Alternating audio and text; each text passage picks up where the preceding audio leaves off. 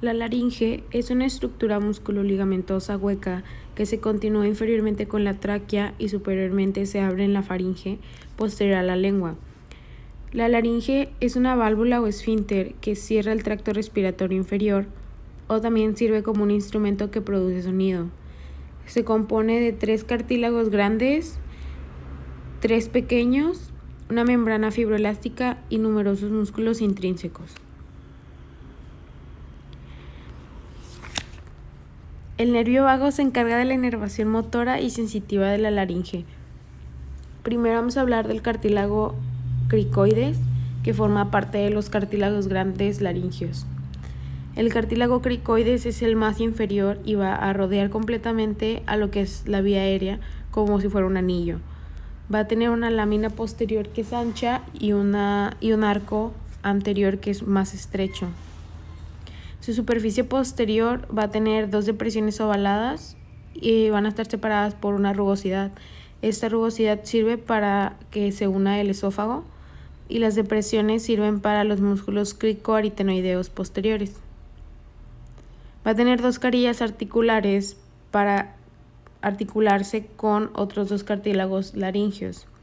Sobre su superficie superolateral, en la lámina va a tener 2 carillas para el cartílago aritenoides y en la carilla, en su superficie lateral de la lámina, va a tener 2 carillas para articularse con el cartílago tiroides. El cartílago tiroides es el más grande y está compuesto por una lámina derecha e izquierda y otra derecha, que van a estar separadas posteriormente, pero se van a unir anteriormente. El punto más superior de su unión es la prominencia faríngea, o conocida como la nuez. El ángulo entre las 2 láminas es de 90 en hombres y 120 en mujeres, por lo cual va a ser más prominente en hombres. Justo superior a la prominencia laríngea se va a encontrar la escotadura tiroidea superior. Va a separar las 2 láminas cuando divergen lateralmente. Y tanto la escotadura tiroidea superior como la prominencia faríngea son palpables en el cuello. El borde posterior de cada lámina se va a alargar y va a formar un asta superior y un asta inferior. El asta inferior va a tener una carilla articular para poder articularse con el cartílago cricoides y el asta superior va a estar conectado por un ligamento tiromioideo lateral al extremo posterior del asta mayor del hueso ioides. También va a tener en su superficie lateral de cada lámina, va a tener una línea oblicua que sirve de inserción para varios músculos.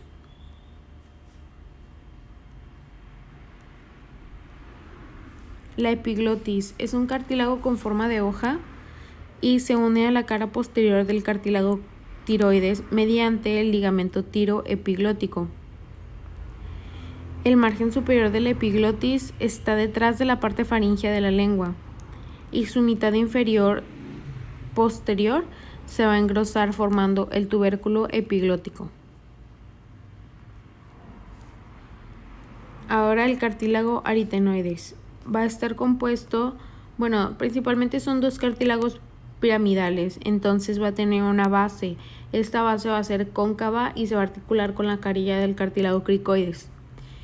Va a tener un vértice que se articula con el cartílago corniculado, una superficie medial que se enfrenta con la otra y una anterolateral, que esta va a tener 2 depresiones y va a estar separadas por una rugosidad. Estas 2 depresiones sirven una para el ligamento vestibular y el otra, la inferior, para la unión de los músculos vocales. Va a tener ángulos. El ángulo lateral va a tener una forma, va a formar la apófisis muscular y un ángulo anterior se va a alargar y forma la apófisis vocal. Los cartílagos laringeos también forman parte de los cartílagos corniculados y los cuneiformes. Los corniculados son 2 pequeños que se van a articular con los cartílagos aritenoides y sus vértices se proyectan posteromedialmente. Los cartílagos cuneiformes están suspendidos en la membrana fibroelástica de la laringe. Ahora vamos a ver los ligamentos intrínsecos. Van a estar formados por la membrana fibroelástica de la laringe, que va a completar la estructura arquitectónica de la cavidad laringea y va a estar compuesto principalmente por el ligamento cricotiroideo y la membrana cuadrangular. El ligamento cricotiroideo se une al arco del cartílago tiroides y se extiende para terminar en un borde libre superior que va a estar formado por el cartílago tiroides. En el margen libre superior se une anteriormente al cartílago tiroides y posteriormente a las apófisis vocales de los cartílagos aritenoides. En este punto superior se va a engrosar y va a formar lo que es el ligamento vocal, que va a estar debajo del pliegue vocal, que se le conocen como cuerdas vocales verdaderas. El ligamento cricotiroideo también se engrosa en su superficie anterior en la línea media y es muy importante en la clínica, ya que si se llegan a bloquear estas vías aéreas se pueden perforar el ligamento cricotiroideo medio y restablecerlas.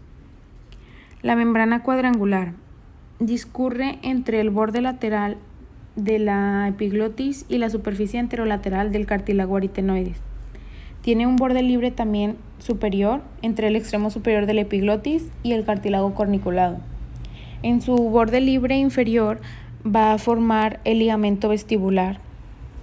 Se une posteriormente a la depresión superior de la superficie anterolateral del cartílago aritenoides y anteriormente al ángulo tiroideo, superior a la inserción del ligamento vocal. Como ya sabemos, la cavidad de la laringe tiene forma tubular y está tapizada por mucosa.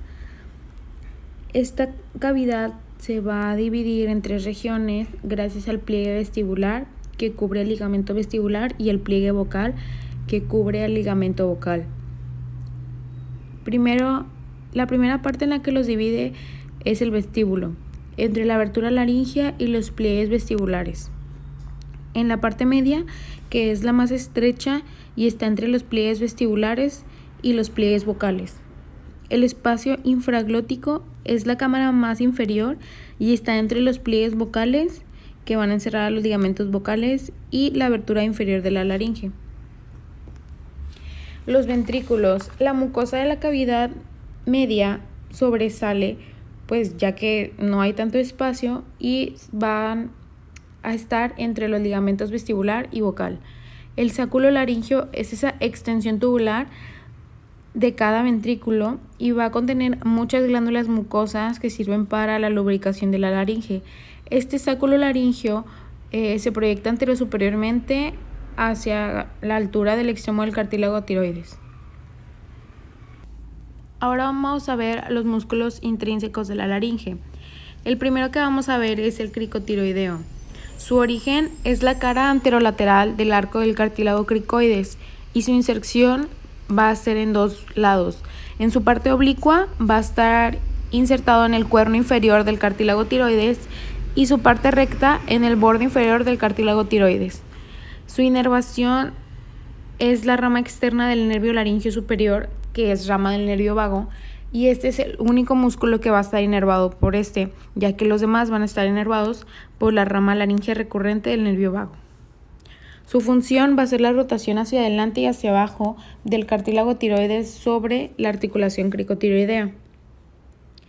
El crico aritenoideo posterior, su origen es la depresión oval de la lámina del cartílago cricoides y su inserción es la superficie posterior de la apófisis muscular del cartílago aritenoides. Su inervación, la rama laringea recurrente del nervio vago, y su función es la abducción del cartílago aritenoides. El crico aritenoideo lateral, su origen va a ser la superficie superior del arco del cartílago cricoides y su inserción va a ser en la superficie anterior de la apófisis muscular del cartílago aritenoides.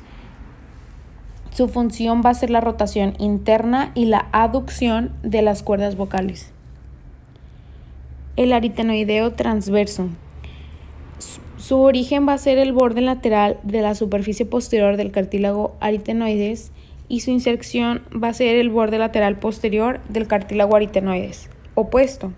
Su función va a ser la aducción del cartílago aritenoides. El aritenoide oblicuo, su origen es la superficie posterior de la apófisis muscular del cartílago aritenoides y su inserción va a ser la superficie posterior del vértice del cartílago aritenoides y se va a extender hasta el pliegue ariepiglótico. Su función es ser el esfínter de la abertura laringea. El tiroaritenoideo, su origen es el ángulo tiroideo y el ligamento cricotiroideo adyacente. Su inserción es la superficie anterolateral del cartílago aritenoides, pero algunas fibras se van a continuar hacia los pliegues ariepiglóticos en el borde lateral del epiglotis. Su función es como esfínter del vestíbulo y de la abertura laringea. Ahora el músculo vocal, su origen es la superficie lateral de la apófisis vocal del cartílago aritenoides y su inserción va a seguir como el recorrido del ligamento vocal y el ángulo tiroideo. La inervación, pues como ya había dicho, todos los demás músculos, excepto el cricotiroideo, van a estar inervados por la rama laringea recurrente del nervio vago. Y su función va a ajustar a la tensión en los pliegues vocales.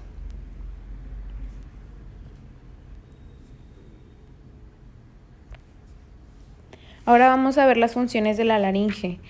En la respiración, la abertura laringea, tanto el vestíbulo y la hendidura del vestíbulo, la hendidura glótica, van a estar abiertas y los cartílagos aritenoides están en abducción.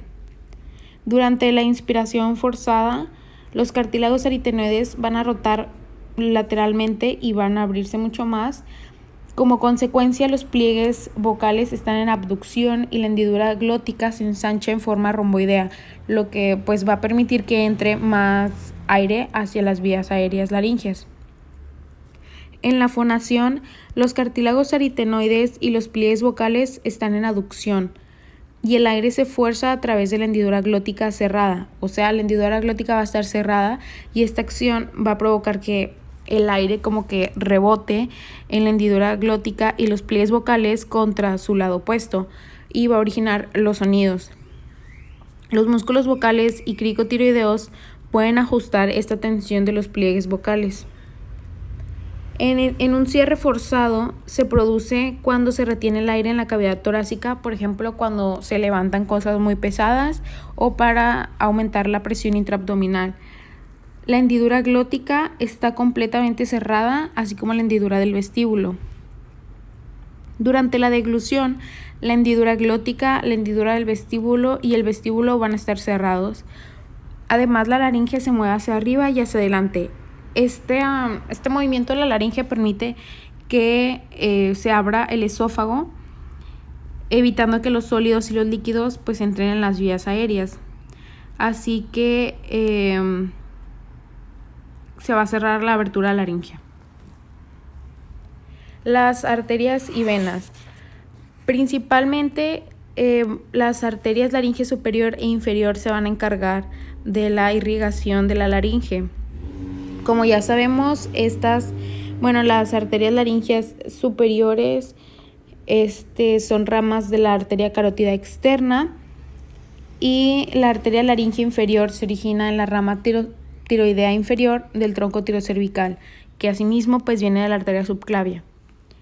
Y las venas principales también son las venas laringeas superior e inferiores. Estas drenan en las venas yugulares internas, las superiores, las venas laringeas superiores, y las venas laringeas inferiores van a drenar en las venas brachiocefálicas izquierdas. La inervación, principalmente va a estar dado por el nervio vago y sus ramas. Los nervios laringeos superiores a su vez se van a dividir en interno, que va a inervar el constrictor inferior y al cricotiroideo. Y se divide también en externo, que es sensitivo y va a inervar la laringe debajo de los pliegues vocales. Los nervios laringeos recurrentes